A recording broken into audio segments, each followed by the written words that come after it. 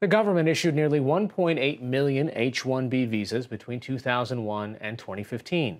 The program is designed to help employers hire highly skilled foreign workers, but has come under fire. Last year, the president signed an executive order to reform all employment-based visa programs. Part of that crackdown could also strip employment authorization from the spouses of some H-1B holders. The change would mean that nearly 100,000, mainly Indian women, could lose their right to work. Special correspondent Joanne Jennings reports from Silicon Valley, where tech companies rely heavily on these foreign workers.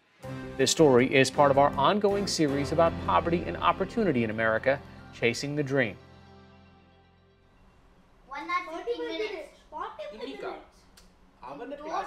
Renuka Sivaran and Murali Raghavan appear to be living the American dream. And then we had extra PE today. He works for Oracle as a senior network engineer, and she runs a home daycare business, which is booming. Moo, said the cow. Want to eat some grass? 2 years ago, the family bought this home so Sivaran could expand her daycare operation. And with the additional income, they can now afford the larger mortgage and extracurricular activities for their 2 sons. Originally from India, Sivaran came to the United States in 2003 as an IT worker, but her visa was tied to a job in Arizona. So when she moved to California to be with her husband, she lost her work permit.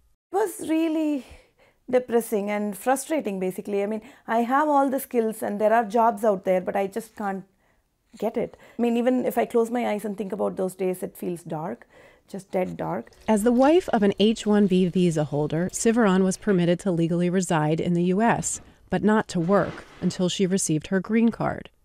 Sivaran spent a total of 9 years out of the workforce, so she was elated when the Obama administration created the H-4 EAD visa in 2015. It grants employment authorization for the spouses of H-1B visa holders who are in line for green cards. More than 100,000 spouses applied as of 2017. That was like light at the end of the tunnel, right? I was so happy to know that finally I can be productive. Finally I can start working. As of this April, there were more than 600,000 Indian immigrants and their spouses and children waiting for green cards. The wait can take decades for people from India, who make up the vast majority of H-1B workers. That's because each country can only get 7% of all employment-based green cards given out each year. When people see us, they see these big homes and good salaries and happy families, but there is a lot of stress. I mean, in my daycare, I have so many families that are in very similar situations. They are waiting for their green cards and waiting and waiting and waiting. Sivaran has been waiting for 7 years, and now she fears she could lose her work authorization yet again.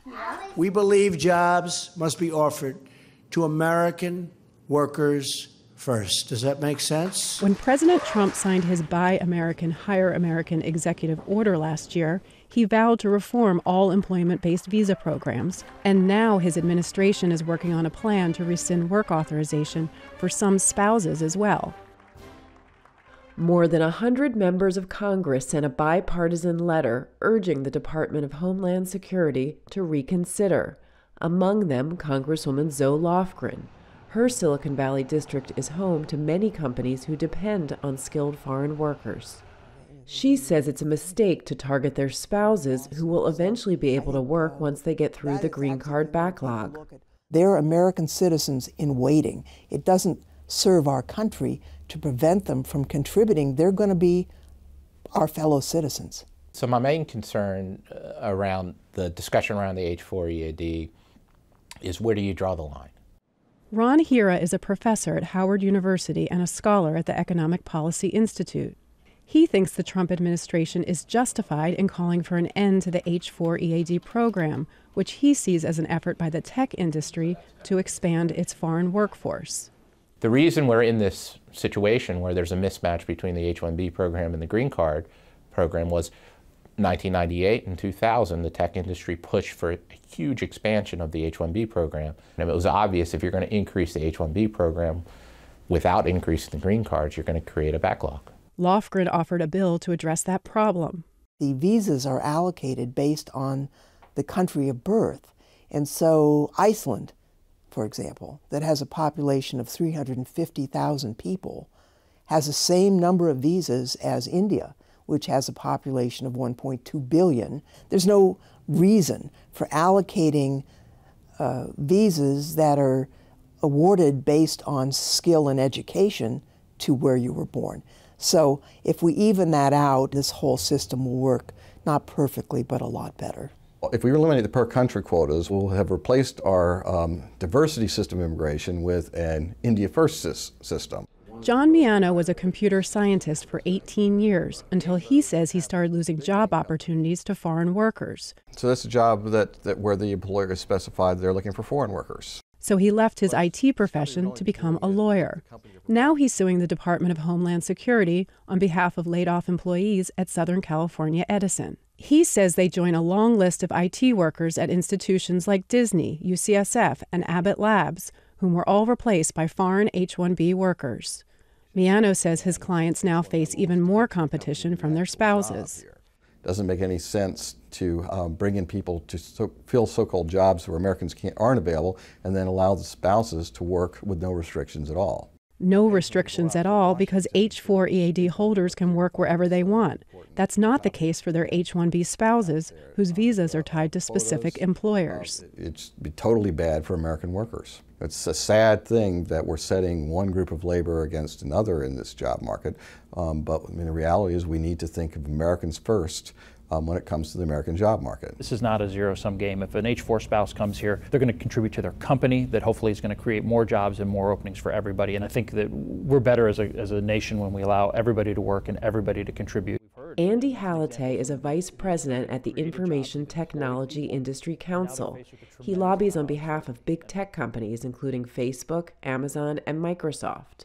In a letter to the Department of U.S. Citizenship and Immigration Services, tech trade groups, including ITIC, argued that revoking work permits for spouses could jeopardize American tech's competitive edge.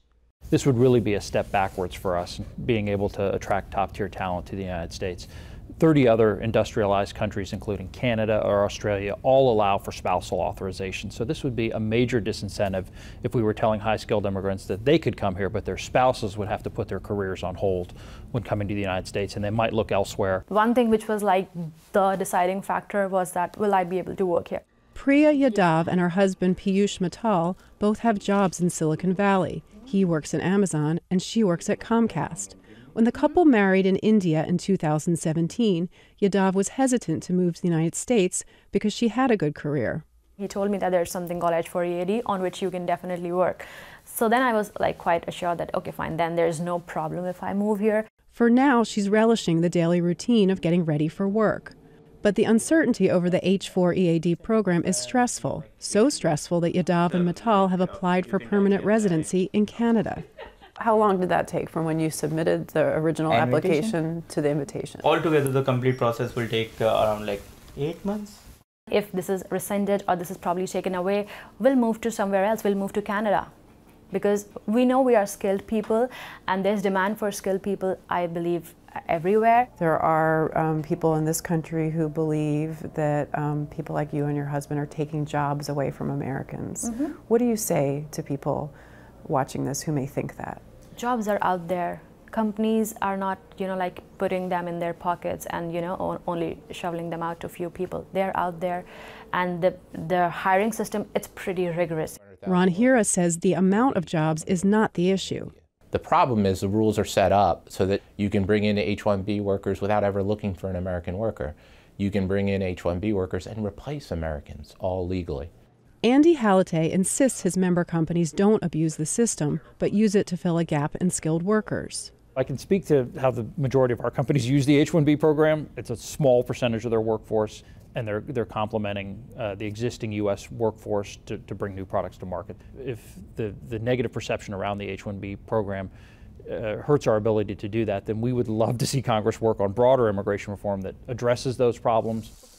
Back in Fremont, California, Renuka Sivaran and her family are hoping that any decisions made in Washington will allow them to continue living and working in a community where they've built their lives. I am sitting here in one of the most developed countries in the world, fighting for right to work. For me, this is home. My For my kids, this is home. They're American citizens. They've been going to school here. They have their friends here. So why should I be forced to uproot myself and my family and the life that I've built for the last 15 years and go somewhere else?